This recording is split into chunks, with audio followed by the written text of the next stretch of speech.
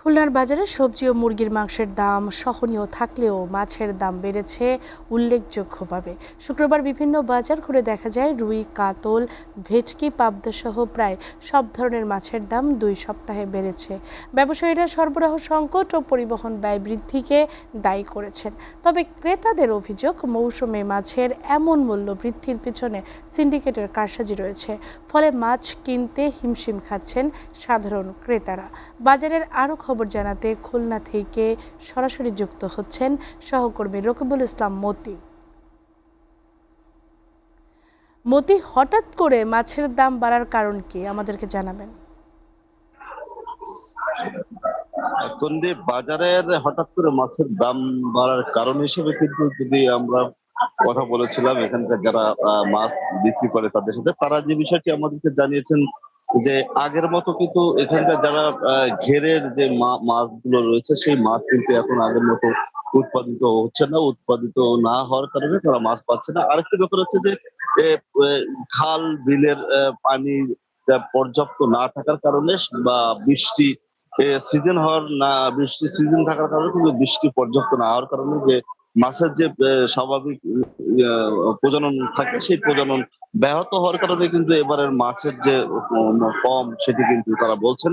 এবং প্রাকৃতিক মাছ সহ ঘেরের যে মাছগুলো রয়েছে সেই মাছের কিন্তু এখন মানে বাজারে খুবই কম দেখা যাচ্ছে। বিশেষ করে প্রাকৃতিক মাছ যেগুলো রয়েছে আপনার ট্যাংরা, শিং বা দেশি যে আপনার মাছগুলো রয়েছে সেই মাছ কিন্তু এখন আর আগের মতো বাজারে পাওয়া যাচ্ছে না। তারা ওই ওই বিষয়টিকে তারা গুরুত্ব দিচ্ছে যে বৃষ্টি না হওয়ার কারণে তারা মাছের আহ, আগের মতো সেরকম পাওয়া যাচ্ছে না। যদি আমরা একটু মাছের দাম আমি জানিয়ে রাখি, আসলে প্রতি কেজি রুই কিন্তু বিক্রি হচ্ছে 250 থেকে 280 টাকা, কাতলা বিক্রি হচ্ছে 240 থেকে 250 টাকা, ভেটকি মাছ বিক্রি হচ্ছে 400 থেকে 450 টাকা, পাবদা সাধারণত পাওয়া যায় না, তারপরেও পাবদা বিক্রি হচ্ছে 350 থেকে 400 টাকা করে। গেলে ছোট ছোট যে চিংড়ি আছে সেই চিংড়ি কিন্তু আমরা দেখেছি বাজারে বিক্রি হচ্ছে 600 থেকে 800 টাকা।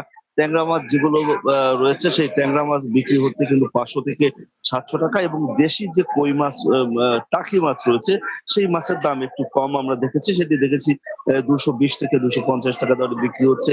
এছাড়া তেলাপিয়া মাছ রয়েছে একদম কম দাম হিসাব করে যদি বলা হয় যে মাছগুলো সাধারণত সবসময় পাওয়া যায় সেই তেলাপিয়া মাছ কিন্তু আমরা দেখেছি যে 200 থেকে 250 টাকা পর্যন্ত বিক্রি হচ্ছে। এবং একই দামে কিন্তু বিক্রি হয় পাঙ্গাস মাছ, কারণ তেলাপিয়া এবং পাঙ্গাস মাছ প্রচুর পরিমাণে কিন্তু এইসব অঞ্চলে ঘের গুলোতে হয়ে থাকে, যার কারণে পাঙ্গাস এবং তেলাপিয়া মাছ চাহিদা সবসময় বেশি থাকে, যার কারণে মাছের দামটা কম থাকে। কিন্তু সেই দামও কিন্তু আমরা দেখতে পেয়েছি যে এখন বাজারে বেশ চড়া দামে বিক্রি হচ্ছে। এবং এখন আমরা ইলিশ মাছের একটু কথা বলতে চাই। ইলিশ মাছ বিক্রেতা আছে, তার সাথে তারা আসলে এই বিষয়টিকে তারা কিভাবে দেখছেন সেটাকে আমরা একটু দেখতে চাই।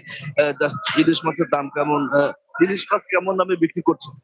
ইলিশ মাছ অনেক দাম, অনেক। এই বন্ধের পরে আরো মাছের দাম বাড়ছে, মানে খোলার পরে ইলিশ মাছ আরো মাছের দাম বাড়ছে। সাগরে একদম টোটালি মাছ নেই। আগে যে ট্রলারে মনে করেন 40-50 মন পাইতো, এখন 1-2 মন 4 মন মাছ নিয়ে ফিরে আসতেছে, বুঝছেন। বাজে মাছ আছে টুকটাক, কিন্তু ইলিশ মাছ নাই। শুনছিলেন যে তিনি বলছিলেন যে সব ধরনের মাছ টুকটাক পাওয়া গেলে কিন্তু যে সাগরে তার ইলিশ মাছ যে বিক্রি হয়েছিল সেই ইলিশ মাছ কিন্তু ইলিশ মাছের দাম কিন্তু একেবারে বেশি বলা যাচ্ছে। এবং দাম কিন্তু খুবই বেশি বলে তারা সেটা কিন্তু আমাদেরকে জানিয়ে আসলে মাছের যে বাজার আমরা বাজারগুলো ঘুরে দেখেছি, আসলে সব সবজির যে দাম রয়েছে সবজির দাম স্বাভাবিক ভাবেই স্বাভাবিক রয়েছে বলে তারা কিন্তু আমাদেরকে জানিয়েছে। কিন্তু মাছের দামের যে অস্থিরতা সেটি নিয়ে কিন্তু সবাই এক ধরনের প্রশ্ন তুলেছে। এবং মাছের দাম কত কমবে আসলে সে বিষয়েও কিন্তু যারা বিক্রেতা রয়েছে তারা সঠিক আমাদের জানাতে পারেনি। তন্নি, আমার কাছে খুলনা থেকে বাজারের সর্বশেষ এই তথ্য ছিল। মতি, আপনাকে